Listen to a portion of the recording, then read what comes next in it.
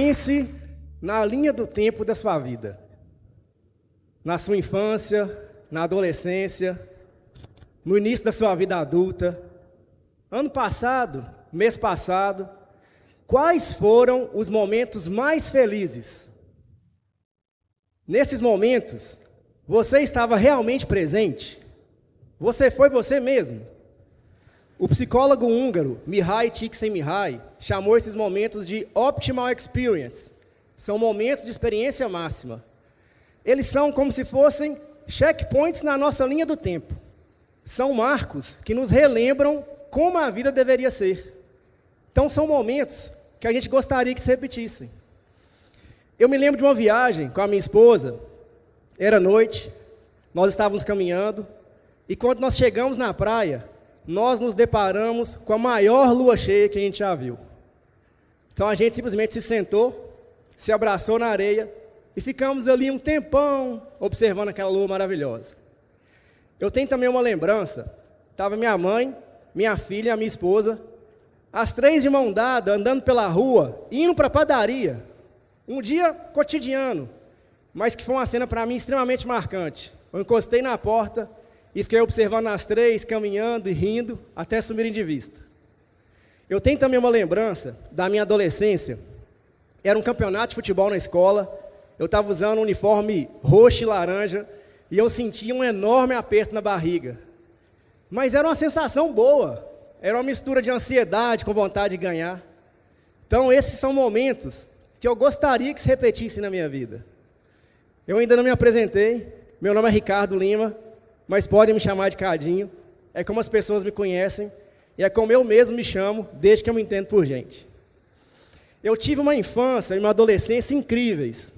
Eu brinquei muito na rua, eu tinha muitos amigos, mas eu me lembro, desde muito cedo, de ter um questionamento, e às vezes que eu falei sobre isso, ele não foi muito bem recebido, que era o seguinte: será que meu pai não está trabalhando demais? E eu fui crescendo e observando que outras pessoas também trabalhavam muito, mas me parecia que esses momentos memoráveis, os momentos de experiência máxima, iam diminuindo quanto mais as pessoas trabalhavam. Vocês se lembram da história da cigarra e da formiga? Eu vou contar o resumo. Durante o verão, a formiga trabalhou duro o dia inteirinho, juntando comida, preparando as coisas por causa do inverno. E enquanto isso, a cigarra ficou lá de boa, tocando violão, cantando, tomando sol, aproveitando o momento. Quando o inverno chegou, a cigarra passou frio e fome e foi lá pedir ajuda para a formiga. Formiga, pelo amor de Deus, eu estou morrendo de frio, eu estou morrendo de fome, me ajuda. A formiga abriu a porta e falou: o que a senhorita fez durante o verão, hein, cigarra?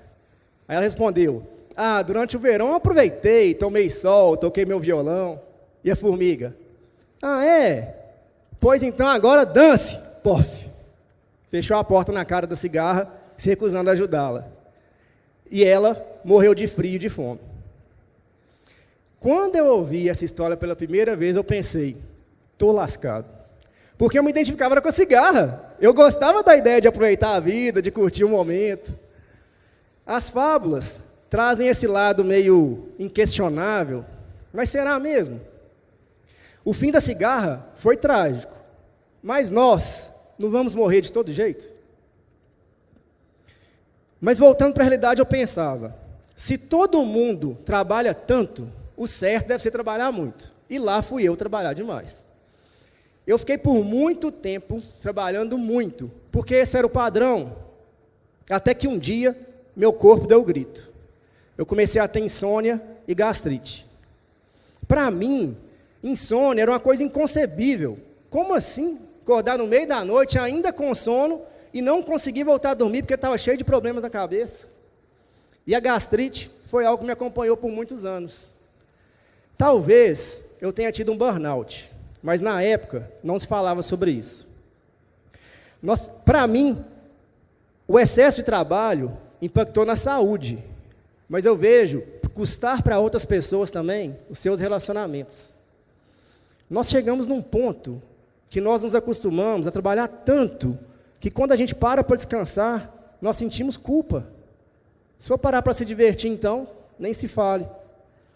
No livro Sociedade do Cansaço, Byung-Chul Han traz uma visão crítica sobre a forma como a sociedade contemporânea valoriza excessivamente o desempenho e a produtividade, em detrimento da contemplação, do ser.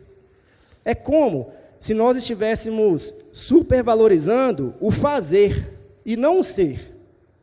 Acontece que cada um de nós é um ser humano e não um fazer humano. E o excesso de trabalho tem trazido uma série de problemas. Uma pesquisa feita pela Deloitte, com 1.000 profissionais nos Estados Unidos, trouxe o seguinte: 77% desses profissionais disseram ter experimentado esgotamento no seu trabalho atual, sendo que mais da metade destes disseram que isso aconteceu mais de uma vez. E 83% dos entrevistados disseram que o esgotamento no trabalho pode ter afetado negativamente seus relacionamentos. Nós chegamos num ponto, tem um outro dado do INSS, que diz que o número de afastamentos do trabalho por burnout aumentaram quase 1000% em uma década, de 2013 a 2023. Então, o trabalho, que é algo tão crucial nas nossas vidas, passa a assumir meio que um aspecto de vilão, porque a gente não consegue recarregar nossas energias com tanto trabalho e tanto estresse. Houve até o surgimento da expressão produtividade tóxica. Acredita-se que esse termo tem origem no livro Sociedade do Cansaço, que eu citei anteriormente, que significa ser produtivo o tempo inteiro, durante e depois do período do trabalho. Nós deixamos as nossas tarefas e as obrigações serem priorizadas em detrimento da saúde, do bem-estar psicológico, dos relacionamentos. E se eu tenho que ser produtivo o tempo inteiro, eu não abro espaço para diversão. Diversão é perda de tempo. Acontece que o lazer é um dos principais mecanismos que nós temos para recarregar nossas energias. Além do que o lazer nos mostra se nós estamos vivendo ou não uma vida plena, uma vida que vale a pena. Pense na última vez que você fez algo que você gosta muito, por pura diversão. Qual foi a sensação? Parte da nossa autenticidade está naquilo que a gente gosta de fazer, aquilo que nos diverte. Isso se aplica a todos nós. Eu gosto de jogar futebol, o outro gosta de escalar, alguns gostam de viajar. E se eu não posso fazer aquilo que eu mais gosto, eu não posso ser autêntico. Então eu cheguei numa conclusão. Não vale a pena buscar excelência no trabalho, esse sucesso profissional, se isso custar minha saúde, os meus relacionamentos e os bons momentos da vida. Houveram alguns momentos na minha adolescência que eu queria ir para algum lugar ou fazer alguma coisa e a minha mãe não deixava. E eu tentava argumentar com ela. Mas mãe, todo mundo está indo. E o que ela me respondia? Você não é todo mundo? Eu ficava indignado. Mas quando eu me vi nesse dilema da forma de ver o trabalho, eu pensei, quer saber de uma coisa? Eu não sou todo mundo, então eu vou fazer diferente. Minha mãe não sabia, mas ao falar que eu não era todo mundo, ela estava o tempo inteiro me lembrando da minha autenticidade. E eu decidi que eu ia buscar a minha autenticidade para além do trabalho, fazendo as coisas que eu gosto, me divertindo e passando muito tempo com as pessoas importantes para mim. Depois eu comecei a estudar sobre o universo do trabalho, produtividade e principalmente como que as pessoas se relacionavam com o trabalho. Depois eu cheguei numa reflexão ainda mais profunda. Afinal de contas, o que é a vida? E como que o trabalho se apropria dela? Perceba que para muitos de nós, talvez a maioria, o trabalho ocupa a maior parte do tempo de vida acordado. Eu falei, tempo de vida. Isso é importante demais, gente.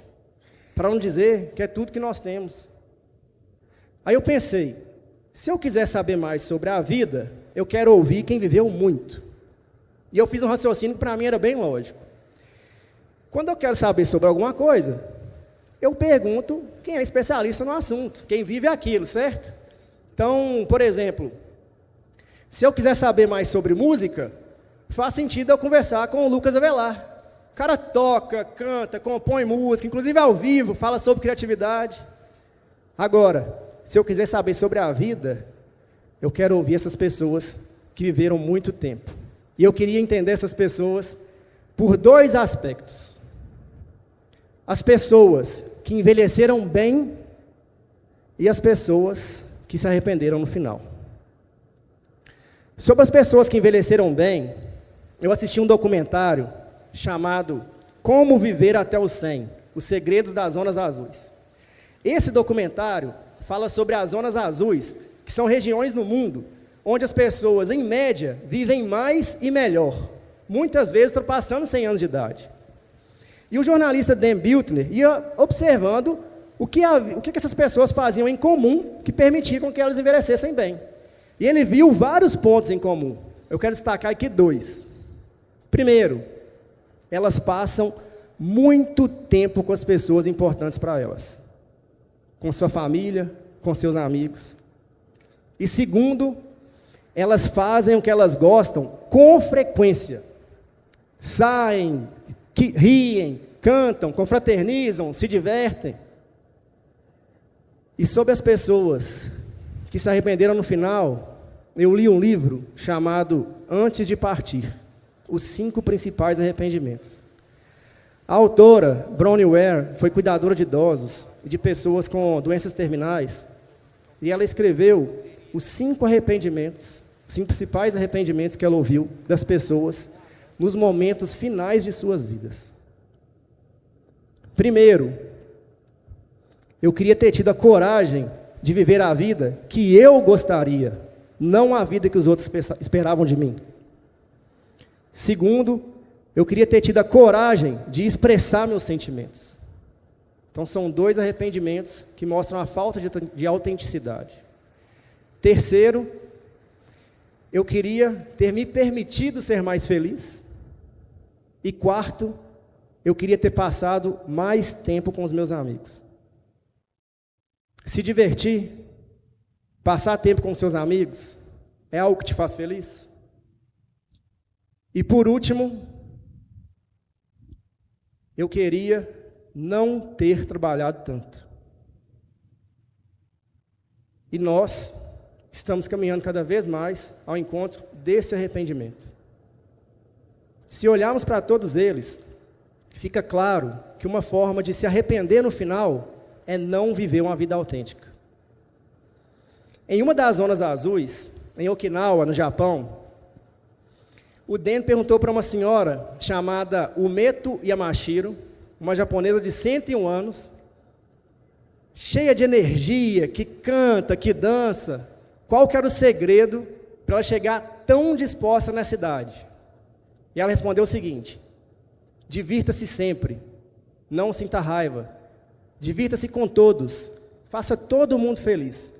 Essa risada é o que traz longevidade. Então, eu reforço a pergunta: compensa trabalhar tanto? Sacrificar a saúde, os relacionamentos, bons momentos da vida? Eu espero que, depois de ouvir tudo isso, quando você chegar no fim da linha e o filme da vida passar na sua mente, ao invés de se dizer, eu queria ter tido isso, eu queria ter feito aquilo, você possa se dizer, que jornada incrível, divertida, bem vivida. Vou seguir para a próxima sem arrependimentos, com a certeza que eu vivi uma vida autêntica. Muito obrigado.